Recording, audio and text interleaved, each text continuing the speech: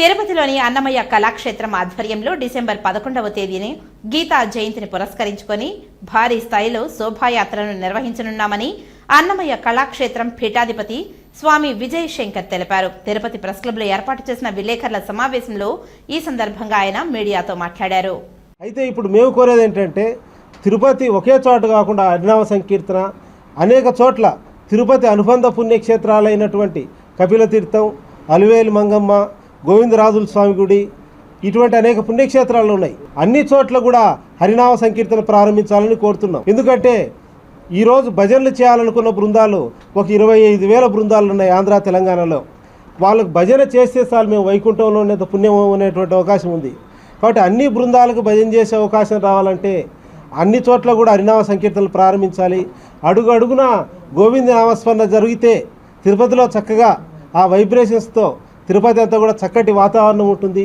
తిరుమల తిరుపతి దేవస్థానం పరిసరాల్లో హరినామ సంకీర్తన బాగా జరిగితే దేశంలోనే గొప్ప మార్పులు వస్తాయి. హరినామ సంకీర్తనగా ఆ శక్తి ఉంది. అదేవిధంగా ఇప్పుడు ఒంటిమిట్టలో మేము ఒక 2 సంవత్సరాల నుంచి హరినామ సంకీర్తన ప్రారంభిస్తున్నాం. కనీసం గత సంవత్సరం 1,000 మందితో నిరసనలు అన్నీ చేసినా కానీ భజనలు చేసుకుంటున్నాం. కానీ ఒంటిమిట్ట దేవస్థానంలో ఇప్పటికి ఒక వేదిక లేదు భజన చేసుకోవడానికి. కింద కూర్చొని భజన చేసుకుంటున్నారు. కాబట్టి శ్రీకాళహస్తిలో కూడా భజన జరుగుతుంది. అక్కడ శ్రీకాళహస్తి అనుబంధ పుణ్యక్షేత్రాలు అన్ని చోట్ల జరుగుతుంది. చాలా చోట బయట పుణ్యక్షేత్రాల్లో తిరుపతి అనుబంధ ఒంటిమిట్టలో జరుగుతుంది. అక్కడ కనీస ఏర్పాట్లు కూడా దేవస్థానం అనేటువంటిది ఏర్పాటు చేయలేదు. చేస్తే వీళ్ళ దృష్టికి తీసుకొని వస్తున్నాం.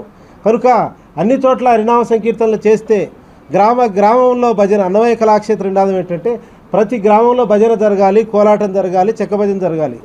అసలు హిందూ ధర్మ ప్రచారం జరిగింది వేదాలు ఉపనిషత్తులతో కాదు. గ్రామాలలో హిందూ ధర్మం తెలిసింది హరికథ, బుర్రకథ, భజన, కోలాటము, చెక్క భజన ద్వారానే ఈ ధర్మము గ్రామానికి పరిచయం అవుతుంది.